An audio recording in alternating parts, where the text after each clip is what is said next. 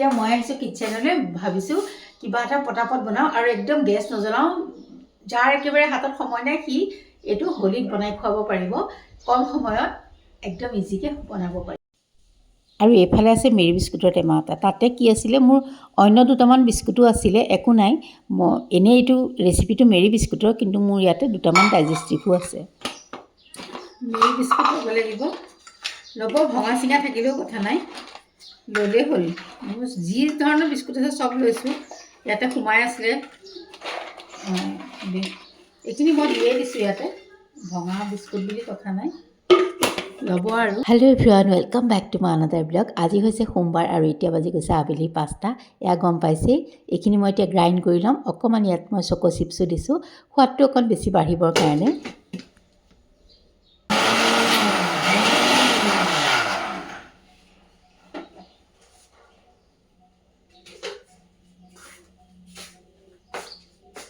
ইয়াত মই এতিয়া আৰু এটা বস্তু ব্যৱহাৰ কৰিম, কোকো পাউডাৰ।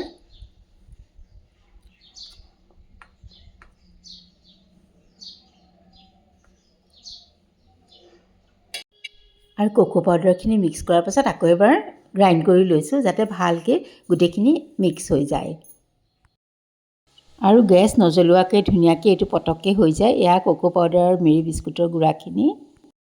ইয়াত মই অলপ বাটাৰো দিছোঁ, এইখিনি গলাই দিব পাৰিলে ভালেই, মই এনেই হাতেৰে এয়া কৰি দিম। আৰু আপোনালোকে ৰিফাইন দিলেও দিব, নিদিলেও কথা নাই, মই অকণমান দিছোঁ। চেনি ব্যৱহাৰ কৰা নাই মই ইয়াত, ইচ্ছা কৰিলে কৰিব পাৰে। মই অলপ পাউডাৰ গাখীৰ দিছোঁ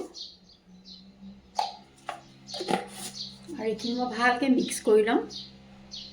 তাৰপাছত মই গাখীৰ দি মাৰিম, এই মই বাটাৰখিনিৰ লগত মিক্স কৰি ল'ম এতিয়া।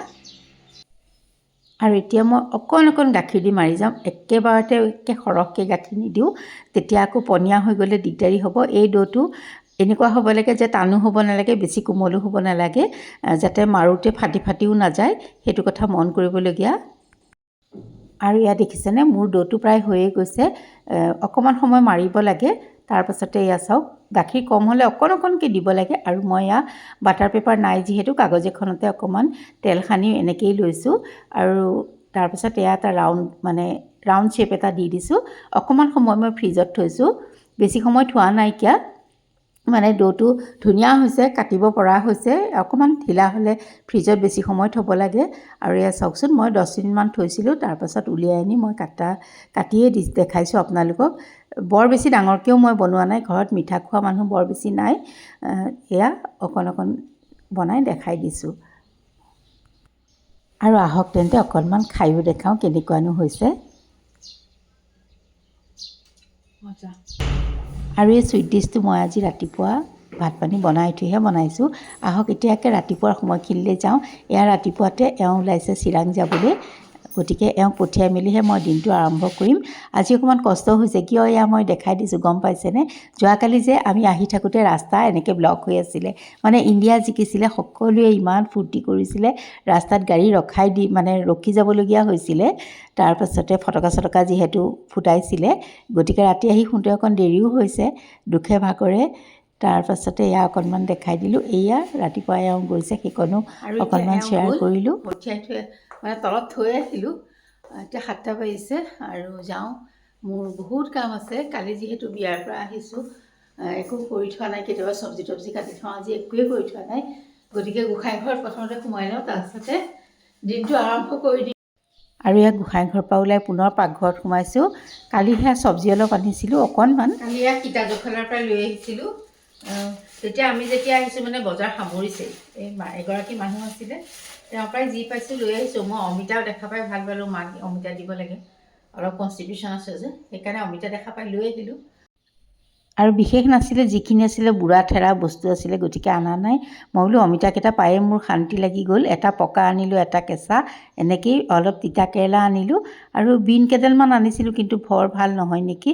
এইফালে লৈছোঁ মই বাৰীৰে 3টা বেঙেনা আনিছিলে দেওৰটোৱে, সেইকেইটা ভাজি লৈছোঁ। তাৰপাছতে বোলো বিন, আলু, গাজৰ এনেকৈ এখন শুকান ভাজি কৰোঁ। আৰু আজি আমি 3টাহে, মা, মই আৰু এওঁটো নায়েই। আৰু তাৰপিছতে বোলো লাও অলপ আছে, সেইখিনিও কাটি থৈ কিবা বনাই পেলাওঁ, কিবা এটা কৰি পেলাওঁ। বস্তুবিলাক আজিকালি খাবলৈকে মানুহ নোহোৱা হৈছে, মানে শুকায়ে যোৱা হৈছে। তাৰপিছত সেইকাৰণে বোলো লাওকণো সেয়া বিলাহী দি বনাই দিলোঁ। আজি দিনটো এনেকৈ আৰম্ভ কৰিছোঁ আৰু উপায় নাই। আৰু আহক, যোৱাকালি যে আমি গৈছিলোঁ বিয়াৰ ৰিচিপশ্যনলৈ, সিদিনাখন জোৰোণলৈ যে গৈছিলোঁ, সেই বিয়াখনৰ ৰিচিপশ্যন আছিলে। নগাঁৱলৈ গৈ আছিলোঁ।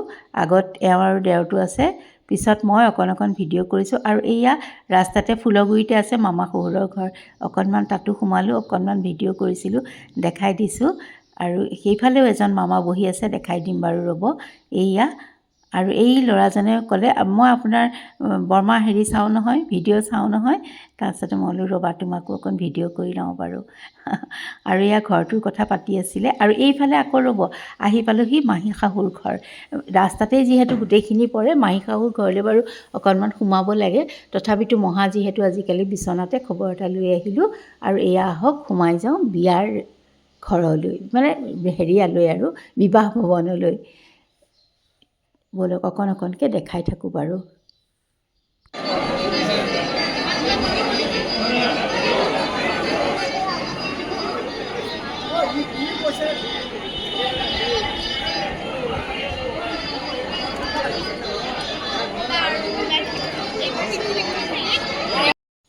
আৰু বৰ বেছি ভালকৈ দেখুওৱা নাই দেই, জানেইতো মই ইমান ভিডিঅ' নকৰোঁ।